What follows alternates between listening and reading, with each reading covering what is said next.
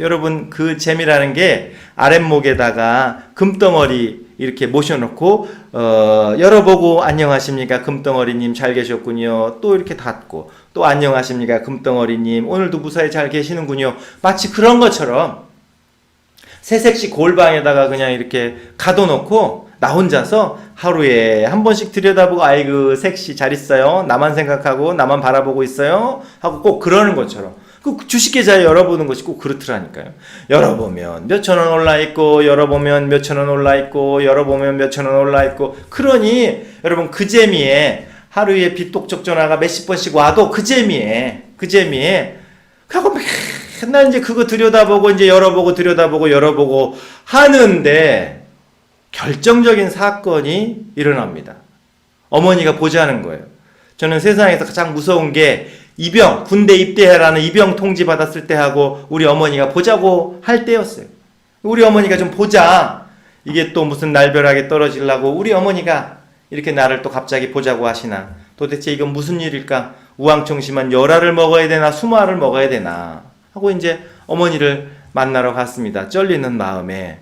근데 봉투를 하나 툭 던지세요.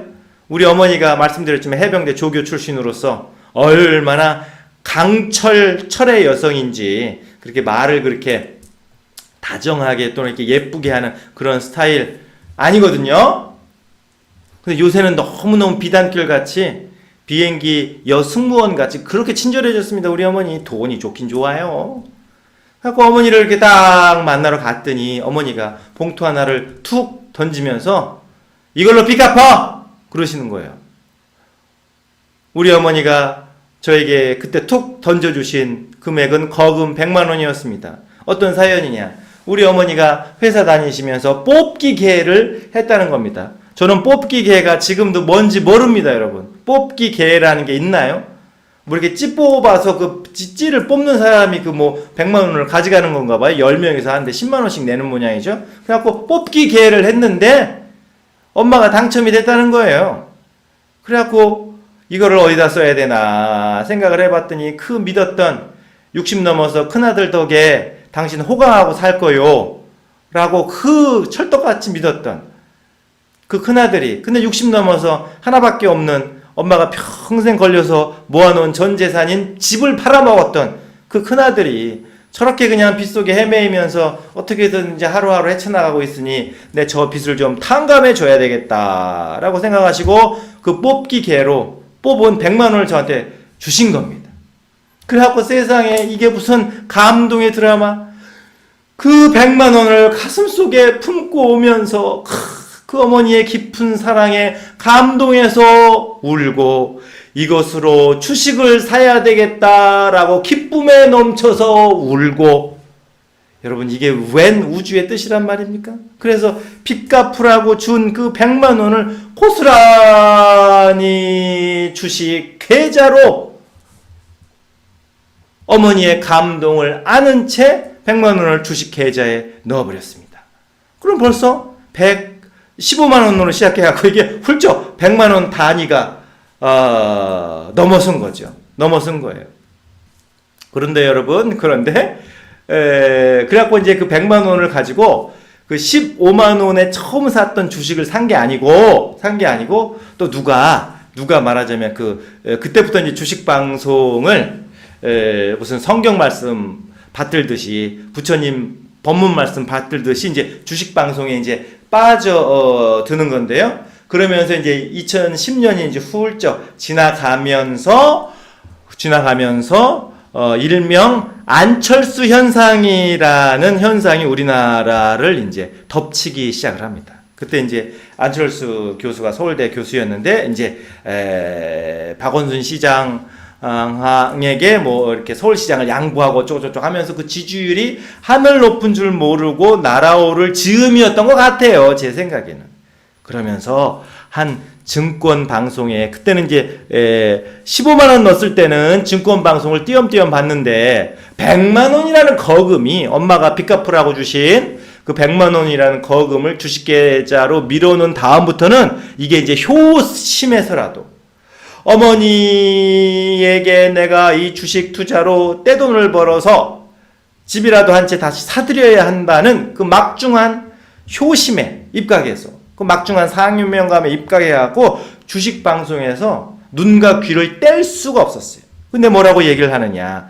앞으로 이게 선거의 철, 우리가 대선 국면으로 들어가게 되는데 그래서 중요한 게 정치 대마주를 사라.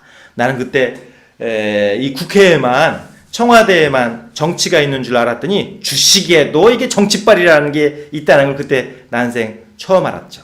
그러면서 뭐 어쩌고저쩌고 얘기를 하는 거예요. 나는 그런 거 몰라. 나는 그런 걸 이제 모르는데 어쨌든 앞으로 날아오른다고 하니 그래가지고 이제 그 100만 원으로 어떤 주식을 샀느냐. 안철수 관련된 이제 테마주를 산 겁니다. 100만 원을 가지고 안철수와 관련된 이제 테마주를 샀는데요. 야, 여러분 그때부터 날아오르기 시작을 하는데 정말 무섭게 이제 이게 날아오는데 물론 100만 원을 다 정치 테마주만 산 건 아니에요. 그래도 분산 투자한다고 그 100만 원 가지고 분산 투자한다고 조금씩 이렇게 샀는데 그렇게 산 일명 정치 테마주들이 날아오르기 시작을 하는데요. 눈 뜨면 100만 원이 200만 원 되어 있고 200만 원이 300만 원 되어 있고 어지러지래. 이게 말하자면 완전히 서울 촌놈이 무슨 청룡열차 탄 것처럼 그렇게 맞으면 정신이 어지러지라고 이게 이제 빨간불로 계속 올라가기 시작을 하니까 이게 뭐 그야말로 뽕 맞은 사람처럼 뽕을 맞은 거죠. 주식 뽕을 맞은 거죠. 일명 점상한가라는 것을 경험하기 시작을 합니다. 점상이라는 말 아세요, 여러분? 점상? 주식 좀 해신 분들은 점상이라는 말 아실 텐데, 점상이라는 건 뭐냐면요, 이렇게 주식을 하기 위해서 이제 딱 그 계좌에 딱 들어가면 이제 이게 9시, 그 전부터 사전 거래가 조금 장외 거래가 되기는 하지만요, 딱 9시가 되면 이제 딱 이제 주식이 확 이제 거래를 시작하죠. 그때 이 차트가요, 완전히 점프를 해서 상한가로 가는 거. 그때는 이제 지금은 30%로 상한가, 하한가가 30%, 그 주가에 30% 오르면 끝, 또 30% 내리면 끝, 30%로 확장되어 있죠. 확대되어 있는 그때는 15%였습니다. 14.9%. 그래갖고 이게 15% 오르면 딱 주식 거래가 이제 상한가에서 계속 이제 더 이상은 안 올라가는 거죠. 근데 점 상한가라는 건 뭐냐면 주식 거래를 시작하자마자 완전히 중간 단계 다 튀어 올라서 상한가로 바로 가는 걸 점상이라고 합니다. 그래갖고 점상 이게 3점상 3점상을 맞으면 저는 뭐 동양화를 전혀 모르는데요.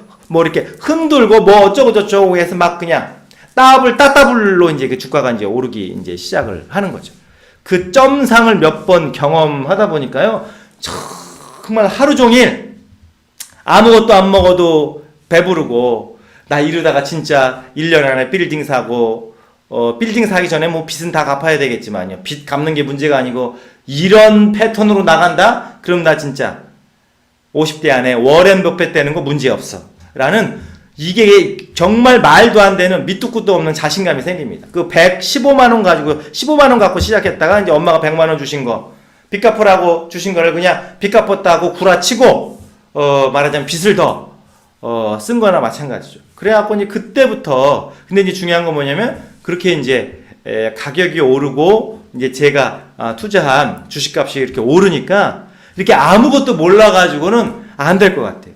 일명 차트를 좀 읽어야 돼. 캔들이라고 합니다, 여러분. 이렇게 차트를 보면 이렇게 주식 쫙 올라간 이렇게 캔들이, 그걸 이제 캔들이라고 얘기를 하는데요. 내가 이걸 좀 공부를 해야 되겠다. 라는 이제, 생각을 하고, 주식과 관련된 책도, 투자책도 이제 몇 권 읽어보고, 그리고 이제 그때부터는 주식 방송 죽돌이가 되는 거죠. 이 방송 끝나면 이제 주식 방송이 여러, 방송이 있습니다. 아주 뭐 그 주식 방송에 귀에 딱쟁이가 앉을 정도로, 그래서 캔들을 어떻게 읽어야 되냐, 추세가 어떠냐, 이게 비추세 기간이냐, 추세 기간이냐, 뭐 어쩌고 온갖 이제 주식 광이 되어가지고 막 쭉쭉쭉쭉 이제 주식에 몰입을 하게 됩니다.